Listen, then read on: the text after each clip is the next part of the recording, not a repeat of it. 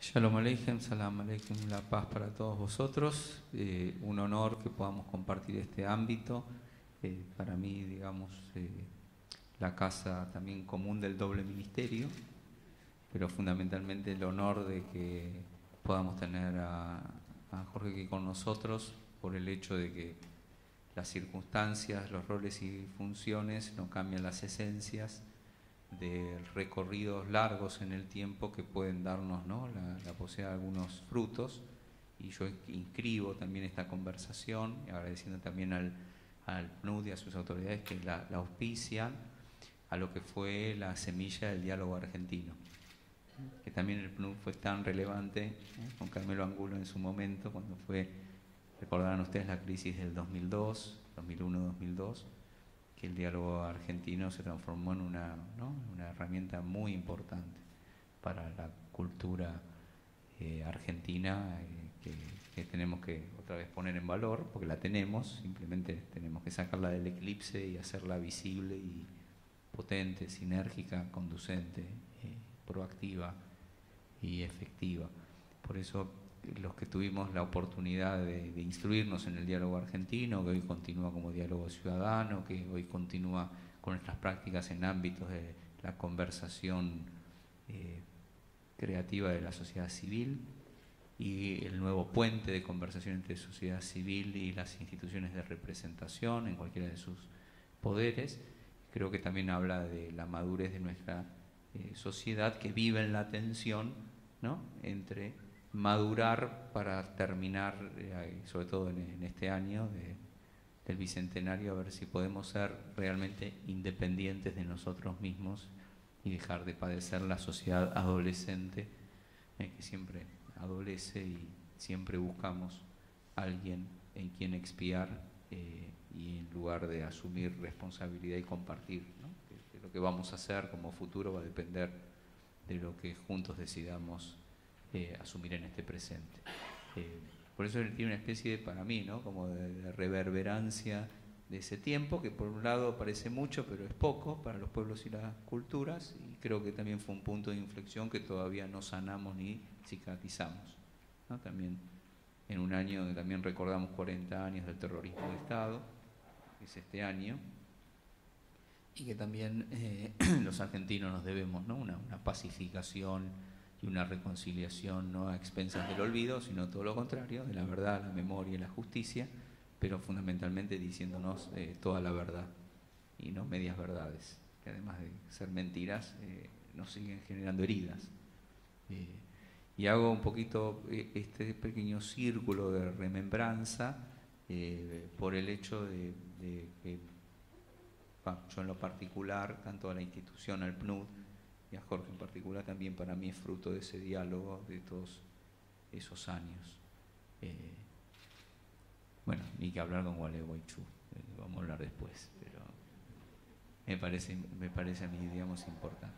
Ahora, claro, con roles y funciones diferenciadas y con responsabilidades del Estado, desde la sociedad civil, de las confesiones, desde las instituciones, es muy importante tener espacios de diálogo, porque digamos que estemos juntos no significa que estemos todos mezclados y que no podamos diferenciar ni discernir, no solamente nuestras identidades, que siempre respetamos en todo diálogo interreligioso, sino también en esta potencia que tenemos, que quienes éramos parte de la misma red, si ahora asumimos otras responsabilidades, no podemos desconocer ese patrimonio común en valores que tenemos como visión, que ahora justamente tenemos que poner en acción. Y ahí es donde yo creo que yo lo vivo como con la misma raíz en valores, pero con una gran responsabilidad en la función pública, porque hay déficit y deuda del Estado en muchísimos de los temas que hoy nosotros conversamos. Y si todos de alguna manera tenemos responsabilidades compartidas, no son las mismas. Y también es importante asumirlo como tal. Frente a temas tan problemáticos como los que trata la encíclica, nosotros siempre buscamos de ver a quién le imputamos ser el culpable, algo que debiera ser la justicia en última instancia. Y quizás este tipo de conversaciones nos permiten más solidariamente asumir responsabilidades, de no estar buscando el culpable, sino asumirnos todos responsables, no por la culpa, pero sí por las omisiones, que también son pecados, por temas de cambio cultural que todavía no asumimos, y esas grandes transformaciones y revoluciones que queremos para la casa común, para el país, para nuestra ciudad, que no van a suceder si no empiezan con cada uno de nosotros, que en realidad es la escala de operación del cambio. Por eso tiene un espacio de inflexión sobre la introspección personal y luego una acción de devolución de esa reflexión a una acción que no tenga que ver con una discusión de valores, que en general vamos a coincidir, sino de virtudes que tenemos que practicar, que ahí es en definitiva donde no pasamos el examen. No en los valores que anunciamos, sino en las virtudes que practicamos. A la materia de que hoy nos convoca, yo luego, por supuesto, cuando hagamos el intercambio vamos a ir a temas más específicos. Yo pienso también que sobre esto nos podemos complementar con Jorge por el hecho que a mí me gustaría encararlo más de un aspecto técnico y práctico por la función, y tener en la voz de Jorge la visión aspiracional y que nos convoca a esas dos caras de la misma moneda, ¿no? En definitiva, que me parece que también nos complementa. Para mí hay un regreso en este texto muy relevante y muy importante a los textos originales que ya teníamos revelados y no reconocíamos. Por eso me parece tan valioso la encíclica, en términos de que cierra un círculo de 2000 años de Occidente al que tiene que volver lo que pueblos originarios y tradiciones antiguas ya tenían claro. Y por eso creo que es muy importante para nosotros, porque en la visión occidental, cristiana y también judeo-cristiana, porque la tradición judía perdió mucho de su tradición de pueblo originario, en términos de un pueblo de la Mesopotamia antigua, de un pueblo, digamos, arraigado al ciclo natural de la tierra, que por su destierro, por muchos otros motivos, vuelve a nosotros desde una concepción occidental, y yo también digo cristiana. Esto para otra charla, ¿no? Pero, digamos, la tradición judeo-cristiana dice primero viene lo judío, después viene lo cristiano. Yo digo, además de eso que puede ser desde la revelación teológica, hay un tema de paradigma cultural. El judaísmo original pierde mucho de su raíz original, que es oriental y integrada a lo natural, para luego cabalgar sobre Occidente y el cristianismo y volver a ser judaísmo. El ejemplo que siempre doy es, aunque uno le explique a la comunidad judía que un rabino no es un cura, un sacerdote, no hay manera. Es decir, consideran en el rabino un sacerdote judío por el hecho de que está sobre el sustrato de la práctica cristiana. Y aunque uno plantee que la sinagoga no es un templo o una iglesia, no hay forma tampoco. Está como edificio consagrado. Ahora, de esta manera, la encíclica a nosotros nos envuelve, nos hace retornar a un lugar común, y yo creo que ahí tiene una enorme potencia. En particular, yo me entusiasmo con la encíclica porque es mi base doctrinaria para explicar cuando todos me preguntan qué hago como ministro de Ambiente, ¿no? Me preguntan, y yo le digo, en última instancia, pregúntele a Bergoglio, porque así como a mí me piden las credenciales, que tienen razón, yo planteo este tema de que lo veo como un discipulado. Y hay una diferencia también en la formación tradicional de los maestros y los discípulos. Hay momentos en que los maestros eligen discípulos, es cierto, pero hay también situaciones en que los discípulos eligen maestros. Entonces yo, liberándolo a él de toda responsabilidad, por supuesto, todo por mi cuenta y orden, yo me asumo como discípulo en este magisterio de Laudato Si para la función pública. Y esa de alguna manera es mi doctrina.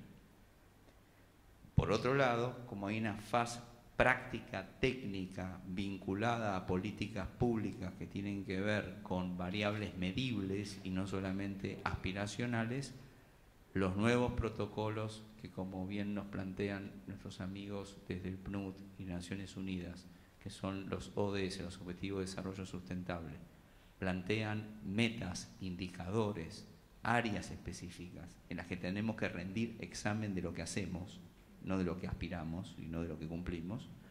La Cumbre de París, la Agenda Global, los indicadores que tenemos que ahora que medir y que tenemos poco tiempo para cumplir, porque como somos además de argentinos fundamentalmente humanos, no reaccionamos sino hasta el límite donde todo está por, ¿no?, colapsar, porque temprano y bien no lo queremos ver, y tarde y mal, cuando está, digamos, por estallar, empezamos a pensar por qué y cómo no hicimos nada antes y tenemos poco tiempo. Entonces eso marca una práctica técnica inmediata. En este encuadre, para mí, no podría estar haciendo lo que hago si no tuviera esta referencia. En el libro que yo dediqué cuando Bergoglio fue investido como Francisco, planteo las 3 dimensiones en el Evangelio según Francisco, un libro que únicamente puede escribir un rabino. Porque no, si no sería, además de una osadía, una herejía, pero no tiene sentido esas licencias. Como a pesar de que lo pedí, no pertenezco al orden episcopal y eclesiástico, no tendría, digamos, una sanción en ese orden, ¿no?, por el atrevimiento, pero tiene que ver justamente con qué nos quiere enseñar. Y con qué nos quiere enseñar aquellos que ya lo habíamos adoptado como maestro, no idolatrado, no infalible ni perfecto, nunca lo pretendió ni creo que lo va a pretender, pero sí como un maestro, un líder y un estadista. Y las 3 dimensiones se plasman de manera contundente en la encíclica. Ahí hay un maestro que enseña, ahí hay un líder, ya no solo de la Iglesia Católica, Apostólica y Romana, sino de la humanidad. Es una acción de liderazgo decir las cosas que dice la encíclica. Y al mismo tiempo un estadista, porque ya desde esa visión fija lo que debieran ser políticas de Estado, aún siendo, ¿no?, el mejor de los mundos, porque como estadista del Vaticano, la jurisdicción en la que él tiene que aplicar es la humanidad, porque tiene la doble proporción de ser una casa tan chiquitita en términos territoriales y prácticos, pero tan simbólica, que justamente nos llama a todos a entender que somos guardianes del mundo. Cuando hablamos de la casa común, y como decía Jorge, también somos una familia, una sola familia, hijos todos del mismo padre, por lo tanto, hermanos. En lo particular, yo vuelvo a las instituciones originales. Para nosotros, en la Torá, en la Biblia, el Antiguo Testamento o Primer Testamento, para la tradición judío-cristiana, tenemos instituciones preclaras del mismo espíritu de la encíclica y lo que hoy llamamos desarrollo sustentable. Empezando por el Shabbat, el descanso de la tierra, de los animales y de la vida, siguiendo por la Shemitah, el 7º año en el cual no se toma de la tierra y se la deja descansar, siguiendo por el Yobel, el año del jubileo, donde se declara la libertad de toda posesión, donde todos somos peregrinos en la tierra del Señor y nadie es dueño de nada, ni de las cosas, ni de los dones, ni de los bienes, ni de la gente, y aún en esa época ni de los esclavos. Entonces, por eso vuelvo a la idea de nuestras raíces. Cada uno de su identidad y su raíz. Creo que el mundo puede evolucionar doblemente, paradojalmente, a estadios de degradación donde corremos riesgo, ya no diría la subsistencia, sino qué calidad de vida tendríamos si seguimos así. Pues no hay que ponerse tampoco tan apocalíptico, ¿no? No es que se va a terminar la vida, pero la calidad de vida como seguimos va a ser otra. Y los que más van a padecer son los que menos tienen.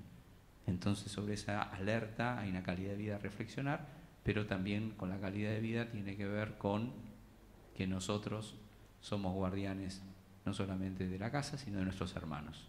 Y volvemos a la primera pregunta que Dios le hizo a Abel, preguntando por Caín, y bueno, ahora hay que contestar. Y lo que nosotros tenemos que hacer es contestar, porque dice el versículo que la sangre de tu hermano clama desde la tierra.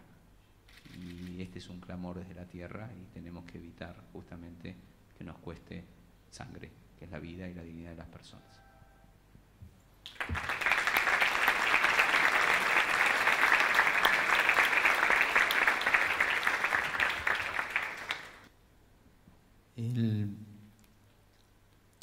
El principio inclusive bíblico de esta conjunción de lo social y lo ecológico tienen también sus antecedentes bíblicos.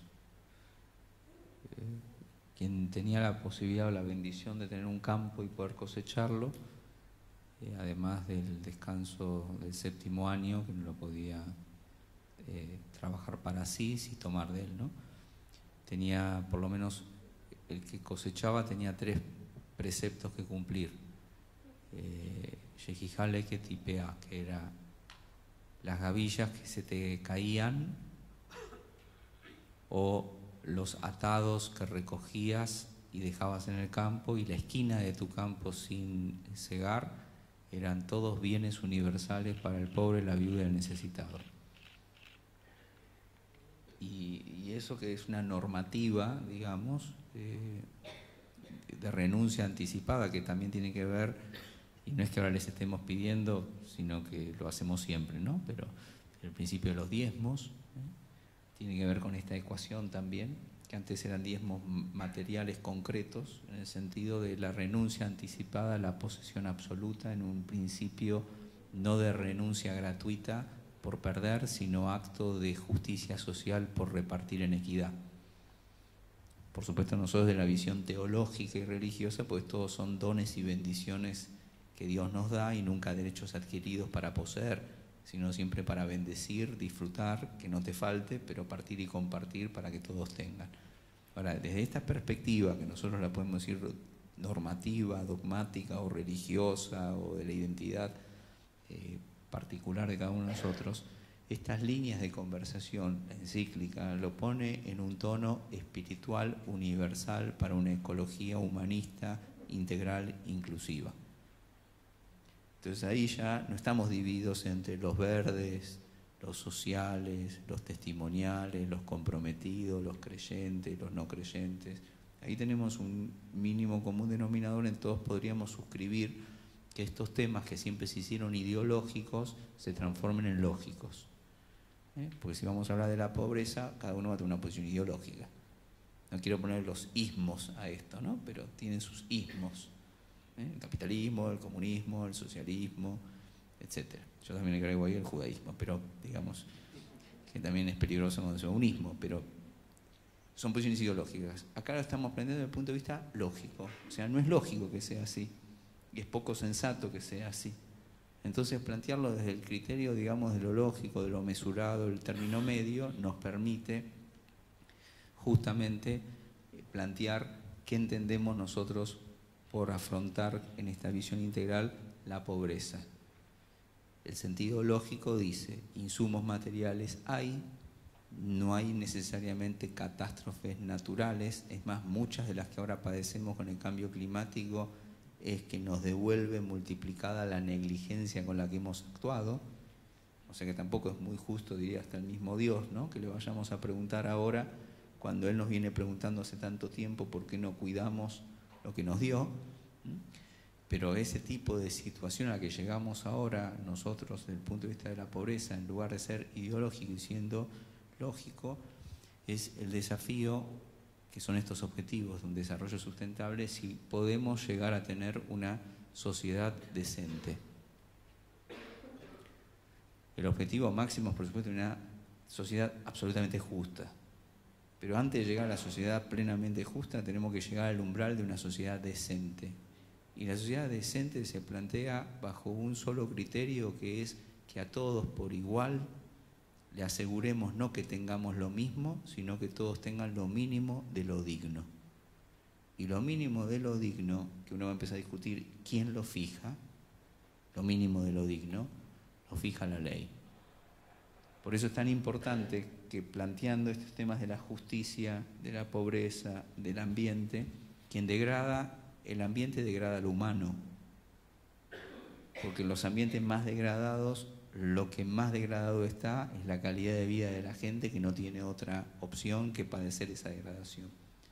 Pero si la sociedad decente la planteamos con este mínimo umbral, ahí, en lugar de volver a posiciones ideológicas y ir a posiciones lógicas y normativas, toda nuestra agenda, inclusive los 17 objetivos que se plantean, denuncian en su indicador conflictos de intereses.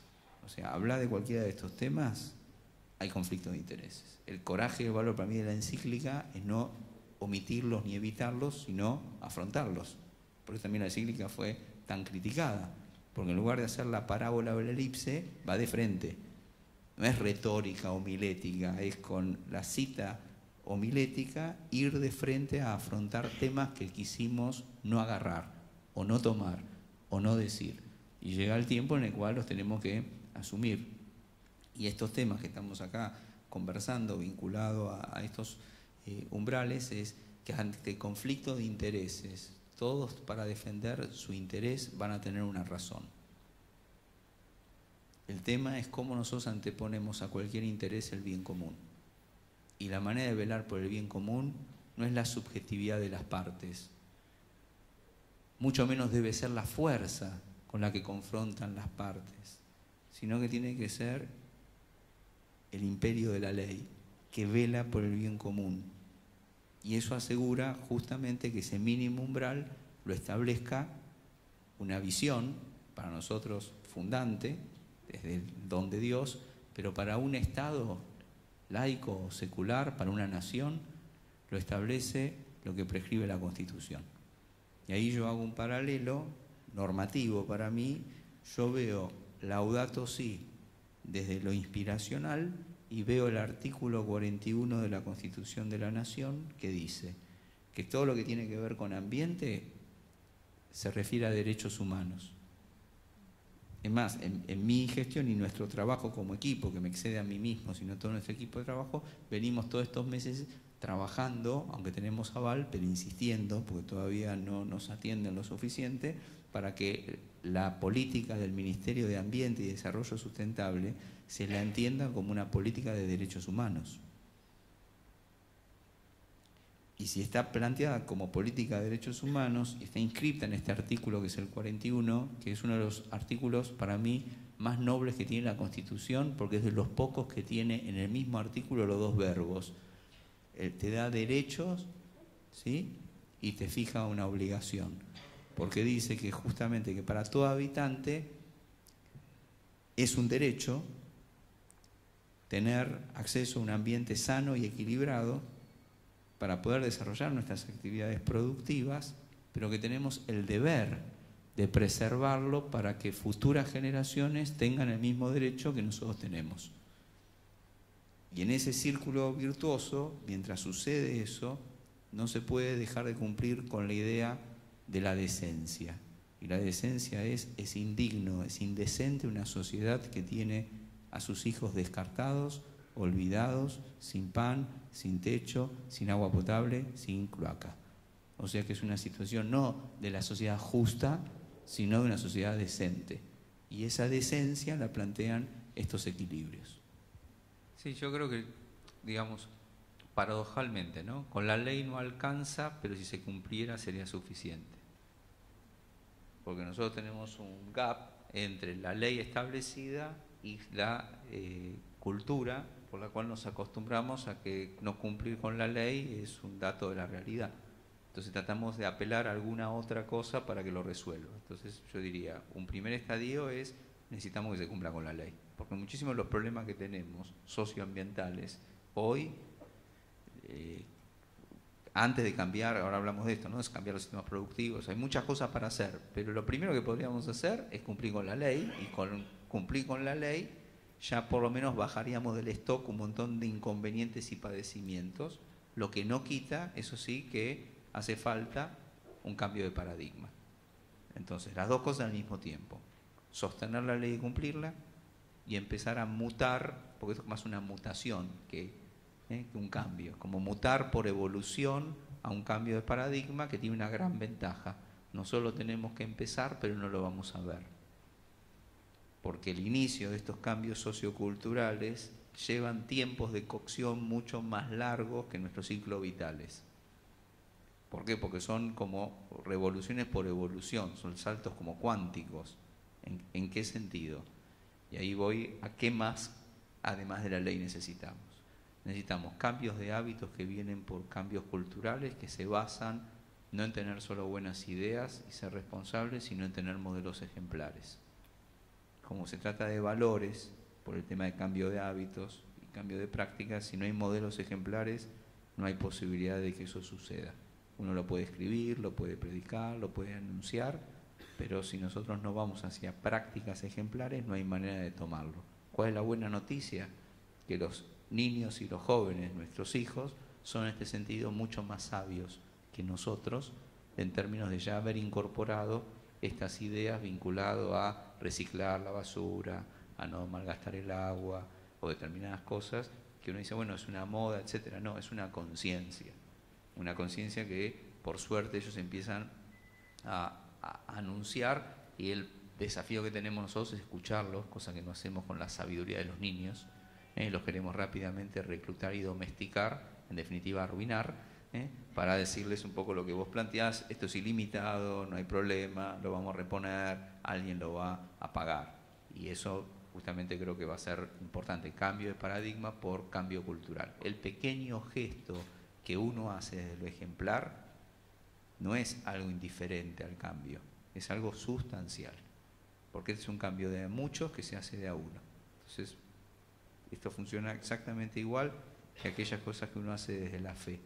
Uno lo hace con la certeza y la garantía de que va a suceder, pero es una posición existencial. Uno se para en el mundo con esa fe de que puede hacer algo para cuidar el mundo. Pero también hay un tema muy importante que es práctico, que es que hasta que la conciencia, el cambio cultural, la inspiración nos ayude, es muy importante, además de cumplir con la ley, que haya premios y castigos. Porque cuando hay valores, hace falta normas y límites que se sostengan. Y eso también es muy importante, para lo cual, además de las leyes que ya tenemos, que no todas se cumplen, hay que pensar en otras nuevas que nos ayuden a migrar en el cambio de paradigma un poquito más rápido de lo que nos sale naturalmente. Esto es muy importante porque dentro de poco tiempo nada va a ser rentable si no va a ser sustentable. Y eso va a tener que ver con un cambio de este paradigma donde la misma economía perversa que descarta, que destruye, etcétera, es a la misma economía a la que vamos a tener que pedirle que haga las rectificaciones. ¿Por qué va a tener que hacer las rectificaciones? Porque empieza el mundo a pegar de alguna manera a la vuelta, no de conciencia, sino por límite de que se agotan determinadas cosas, en los cuales no se van a poder hacer las cosas como las hacemos hoy. Le doy un pequeño ejemplo. Todo lo que nosotros celebramos de cambio climático, protocolos, acuerdos, indicadores, índices, es un inicio de un cambio global que va a tener que ver un efecto en la economía. Porque después va a tener que ver con barreras arancelarias, va a tener que ver con lo que sí se va a poder y lo que no se va a poder hacer, va a tener que ver con los créditos, va a tener que ver con el acceso de los productos. Todo lo que nos parece ahora es un grupo de gente bien intencionada, innovadora, que está cuidando el planeta mientras otros lo destruyen, es porque en poco tiempo todo va a migrar a un sistema donde estas regulaciones, estos límites van a ser prescriptivos. Es más, los 17 indicadores que nos proponen Naciones Unidas son el primer borrador de ponernos de acuerdo en las nuevas reglas de juego, porque después van a ser reglas de juego. Hoy está en una especie de laboratorio de armémoslas, pero va a llegar un día en el cual las vamos a tener que cumplir. Por eso es tan importante este trabajo, donde otra vez la frustración que sentimos nosotros va a tener que transformarse en proactividad de anticipación. Y ahí sí vamos a poder pensar en comunidades sustentables, en comunidades productivas, en volver un poco a cómo nos conformamos con un poco menos para vivir mejor, cosa que todos podemos decir, no sé cuántos lo podríamos asumir, y cuántos de alguna manera eso lo van a premiar, porque también tiene que haber un cambio cultural respecto a las tendencias y a las modas. Esto también es muy importante, que esto nos sirva justamente para una revisión de las posiciones que nosotros tenemos vinculadas a las cosas que nosotros hacemos, porque consumir en exceso te aliena para poder descartar innecesariamente el exceso por demás que no necesitabas tener. Pero ¿saben cuál es el problema? Que si fuera objetos, es un problema. Pero lo que pasa es que cuando lo aprendemos con los objetos, lo hacemos después con las personas. O sea, cuando a nosotros estas cosas nos generan alienación e indiferencia, así como descartamos cosas, descartamos gente. Y cuando descartamos gente, ya no estamos en un límite material y económico, sino que pasamos el umbral de esta conversación, que para mí es el centro. La discusión nunca es técnica. Esta discusión es ética. Y una vez que tengamos un norte ético claro, no nos tenemos que preocupar. La técnica la vamos a poder utilizar, la ciencia la vamos a poder orientar, la tecnología, la normativa la vamos a poder instrumentar, pero ahora lo que estamos es perdidos en el rumbo ético. Y de eso se trata, volver a tener el norte y la brújula para que la ley, además de estos cambios, nos permitan tener el desafío que asumimos, que es que estamos perdidos, y así se pierde el mundo, pero fundamentalmente se pierde la dignidad de la vida. Sí, yo, en función de tu pedido, aprovecharía la oportunidad y este marco para compartir un pequeño texto que trabajamos juntos, que sería una especie de versión laica y secular de nuestro mini Laudato, ¿no?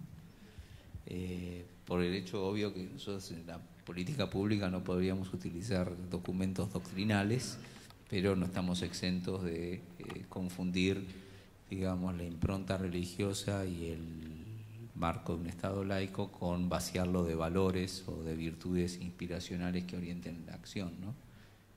Si está planteado, creo, en los términos neutros y amplios y respetuosos para todos por igual, sería una pena, ¿no?, a veces sacrificar esas visiones de valores pensando que el Estado tiene que estar vacío de valores o descabezado en términos de rumbo trascendente, sin ponerle a eso ninguna otra dimensión que no tenga que ver con el legado en continuidad de lo que vamos a dejar. Y nosotros trabajamos un poco esta idea de hacer un manifiesto sobre el principio que ser sustentable es el compromiso de a uno, ¿no? Es de todos, pero es de a uno. Entonces comparto con ustedes 10 principios de ser sustentable y cómo podríamos justamente responder con acciones concretas. Estamos transitando una época de profundos cambios y de transformaciones. Hoy tenemos la posibilidad de repensar nuestra manera de ser y estar en nuestra casa común. Ser sustentable implica reconectarnos con nuestra propia esencia en la diversidad de la vida y recuperar el valor de compartir, sentir y disfrutar. Celebremos juntos la oportunidad de vivir estos principios y de promover una mayor participación transformadora. 1. Tenemos una oportunidad. Reconocemos como parte del ambiente, inspira a que podamos repensar nuestro ser y nuestro hacer, permitiendo que cada una de nuestras acciones reflejen nuestros verdaderos valores. 2. Somos interdependientes. Nuestras acciones dejan huellas y condicionan la vida de las próximas generaciones. La degradación del ambiente es también la degradación de lo humano. 3. Cuidemos los bienes comunes. El cuidado de los bienes comunes es nuestra mayor responsabilidad. El aire, el agua, el suelo, la energía y la biodiversidad son vitales para la vida de cada ser vivo y todos debemos poder acceder a ellos. 4. Pensamos global, actuamos local. El cambio climático, el cuidado de la biodiversidad, las energías renovables, la equidad social, son retos urgentes que comienzan en lo local. En esta tarea debemos desarrollar nuestra capacidad de poder imaginar y comprometernos en un futuro más equitativo, más sano y más justo. Celebremos la vida. La construcción de sociedades sustentables requiere el respeto por toda forma de vida.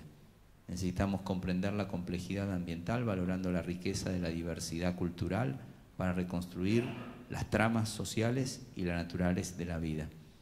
Asumamos compromisos.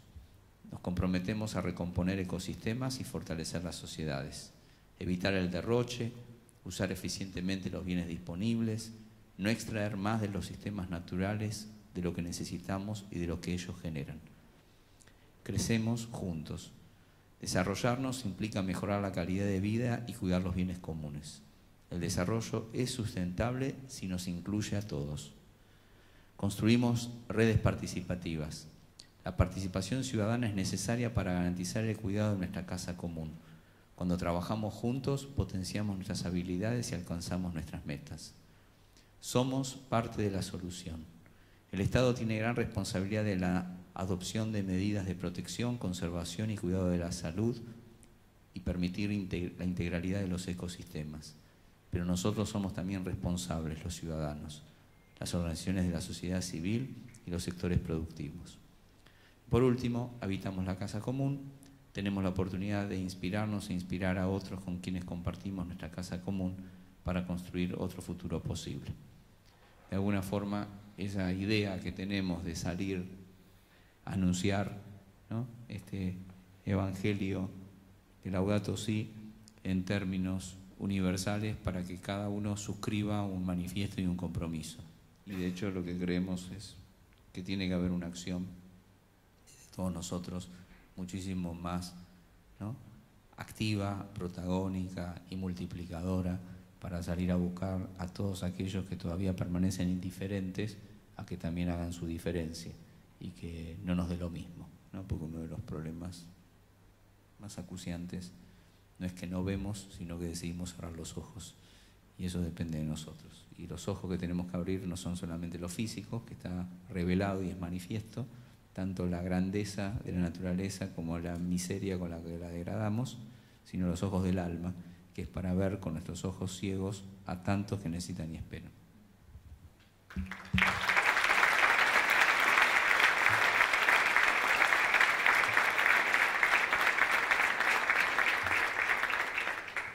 Vamos a tener un espacio de preguntas para poder optimizarlo. Yo lo que les pido es que formulemos, primero quienes quieran formular, formulen sus preguntas, se presenten y vamos a hacer una ronda de preguntas y luego otra vuelta aquí de Monseñor Lozano y Sergio Berman.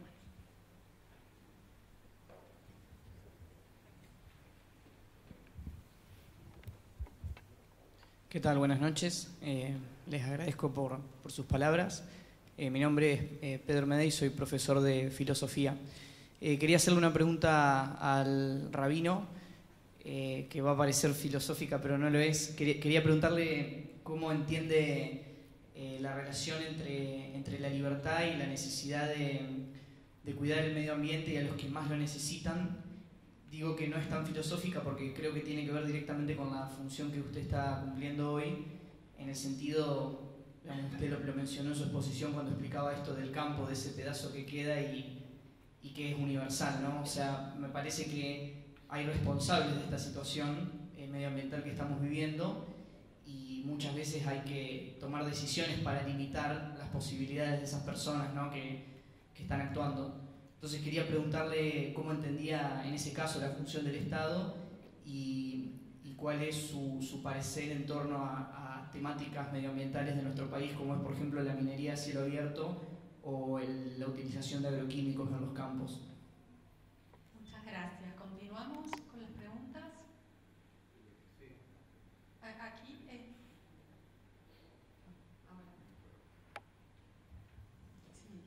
José Luis Panigatti, ingeniero agrónomo, 50 años de INTA y 50 años de suelo. Soy un tipo muy aburrido, pero yo creo que no escribo sobre ética, sino que trato de ponerla en práctica, pero sí escribo sobre suelos, y acá traje 2 ejemplares. Y me parece que el artículo 41 de nuestra Constitución nos da derechos y también nos da deberes. Y a mí me dio un deber, y después de 50 años de trabajar, les quiero hacer llegar esto, que el problema no pasa por la ley, sino por el presupuesto. Si las monjitas que esta mañana recibieron $8,5 millones lo ponen para conservar el suelo, podríamos sistematizar 500.000 de hectáreas. Y si destinamos lo de fútbol para todos de un año, podemos sistematizar todas las hectáreas erosionadas de Entre Ríos. Así que aquí les dejo 2 ejemplares para ustedes. Muchas gracias. Muchas gracias. A ustedes les hago llegar después otro. Continuamos. Aquí, Mali Serrano. Después aquí. Allá y aquí. Señor ministro, hay una versión... ¿Se podría presentar, por favor? Sí, mi nombre es Roberto Martínez, sí. Soy secretario de organización del Partido Demócrata Cristiano de la Ciudad de Buenos Aires. Señor ministro, hay una versión que habla que China tendría una base en las costas uruguayas para construir barcos pesqueros, mantener la flota pesquera que ya está, y que esto permitiría indudablemente una especie, entre comillas, de soberanía china en nuestras aguas aledañas. Y como último, ustedes recordarán que la Argentina tuvo que hundir un barco chino y había 2 naves más. Esas naves escaparon y la Armada de Malasia pudo detener a una. Es decir, que internacionalmente el tema tomó fuerza. A esa información, ¿ustedes ya la disponen sobre esa posibilidad? Perdón, ¿cuál sería su pregunta? La pregunta es si hay información ya fehaciente, esta viene de Estados Unidos, de que China montaría una base naval pesquera en Uruguay con libertad absoluta de movimiento. Es una inversión inicial de $200 millones. Muchas gracias. Sí, allí hay una mano levantada y aquí también. Y vamos a ir. Mi nombre es Silvia Alonso, soy licenciada en Gestión de Políticas Públicas, especialista en salud y ambiente. Mi pregunta es para el rabino Berman y es toda la función. Es concretamente qué acciones tienen pensadas para el cumplimiento de la ley de bosques y la ley de glaciares.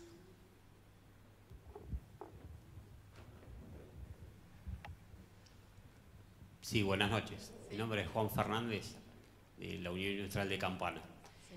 La inquietud es, creo que hay un marco legal muy importante en la legislación ambiental y creo que el gran déficit es que empiece a haber legislación relacionada a la sustentabilidad para poder cambiar. Ese es el puente que creo que hay que hacer. O sea, hay que cumplir la legislación ambiental, pero hay que darle un rango a la legislación de la sustentabilidad. Ese creo que es el puente. A ver si Muchas gracias. se comparte. Muchas gracias, Juan. Tenemos aquí una mano levantada desde hace tiempo de Mali Serrano.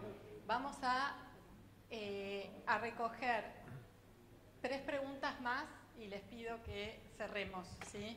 Porque si no, no vamos a tener tiempo después para poder culminar. Sí. Buenas noches a todos. Soy Mali Serrano, ingeniera especialista en Ingeniería Sanitaria y Ambiental, ministra de Planificación, Ambiente e Innovación de la provincia del Chaco. Agradecidísima por habernos permitido escucharlos.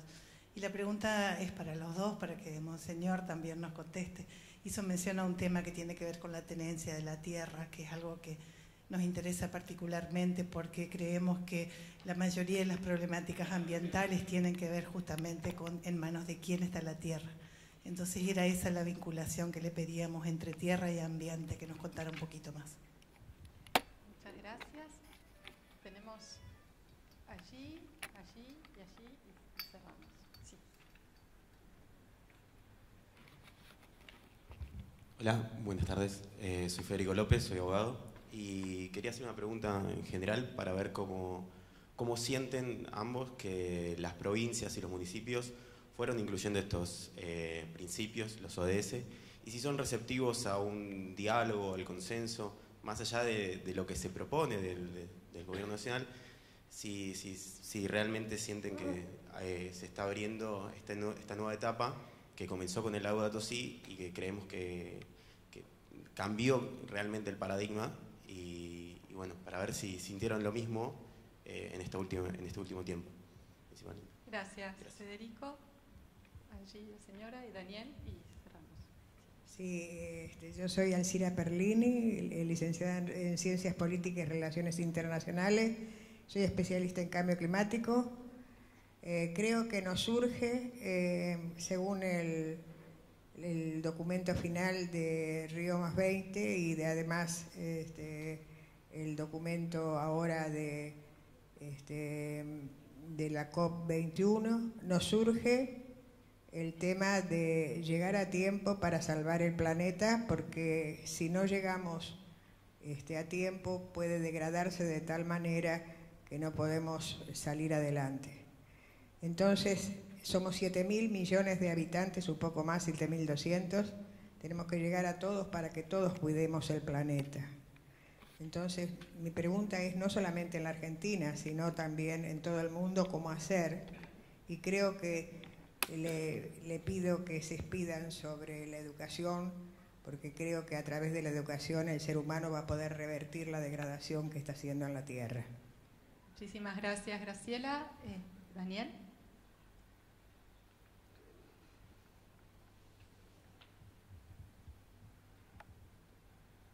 Gracias. Yo soy Daniel Tomasini, profesor de Economía Ambiental en la Universidad de Buenos Aires. No voy a defender a los economistas, pues soy ingeniero agrónomo, pero no voy a hablar de suelos tampoco. El punto al panel, y le agradezco tantas cosas reveladoras, pero creo que estamos entrando en una contradicción en el tema de pobreza y ambiente, porque al mismo tiempo que vemos las restricciones ambientales al crecimiento, también estamos planteando que la solución a la pobreza es generar más trabajo, generar más inversiones y más consumo. Y al mismo tiempo lo que tenemos que lo que dirige a esta mayor cantidad de inversiones y de generación de trabajo en nuestros países es el nivel de consumo que tienen los países ya desarrollados, que protegen el ambiente, que tienen las mejores ciudades, que tienen las mejores condiciones de vida, pero al mismo tiempo nos generan en nuestros países los conflictos ambientales más serios y sociales que tenemos. Entonces, ¿cómo desde esta visión de Laudato Si podemos encontrar un camino que realmente empiece a empujar estas situaciones tan conflictivas? Gracias. Muchas gracias, Daniel. Vamos entonces a pasar. Han sido muchas las inquietudes y muchas las preguntas, así que... ¿Cómo? Sí, perfecto. Así que, Sergio, no sé si querés comenzar. Desde ya, que lo que planteo es que... No, tenemos para otra conferencia. Claro. Hay una amplia gama de preguntas. Yo lo que les anticipo, y esto ni lo hemos conversado antes, es que tanto de parte de Sergio como de Jorge, que son absolutamente abiertos y accesibles, yo lo que les pido es si pueden abordar sus respuestas desde el tema que hoy nos convoca, que es Laudato y su vinculación con los ODS, y que ya va a haber otras oportunidades para compartir especificidades vinculadas a glaciares, bosques y demás, más allá de que puedan tomarlo como ejemplo. Ningún problema. Sí. Es más, yo propongo que el PNUD organice con regularidad estos ámbitos. Con todo gusto. Y tomar estas agendas como para ir teniendo, no porque tengamos que con estar todo Jorge y yo permanentemente, perdón, pero pero me parece que sería muy bueno. Nosotros ofrecemos la casa común. Pueden usar la infraestructura y invitar, porque me da la sensación de que obviamente son temas muy importantes y que tienen que tener tiempo y espacio para su debate, tratamiento.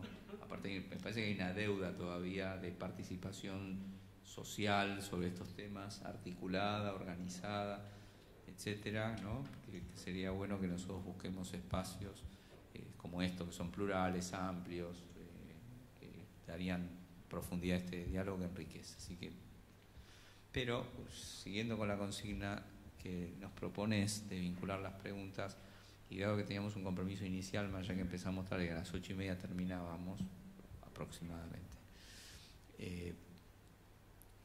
No quiero dejar de contestar, pero hay un común denominador de las preguntas, diversas, técnicas, que remite otra vez al mismo principio. Muchos de estos temas se resuelven, primero, vuelvo a insistir, con cumplir con la ley que tenemos, y después, si quieren perfeccionarla, mejorarla, debatirla, discutirla. Por ejemplo, algo que vos decías.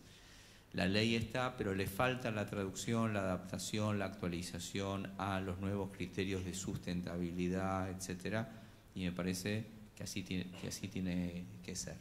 Y vos nos preguntabas antes sobre la libertad y los límites, donde cada uno se puede mover hasta dónde y cómo, las fronteras agropecuarias, el tema de los agroquímicos, etcétera. Y frente a cada uno de estos temas, no digo que no haya polémica para sostener una discusión, lo que digo es que hay una referencia clara. Hay cosas que se pueden y cosas que no se pueden. Va en la misma línea de la ley de bosques, es exactamente igual.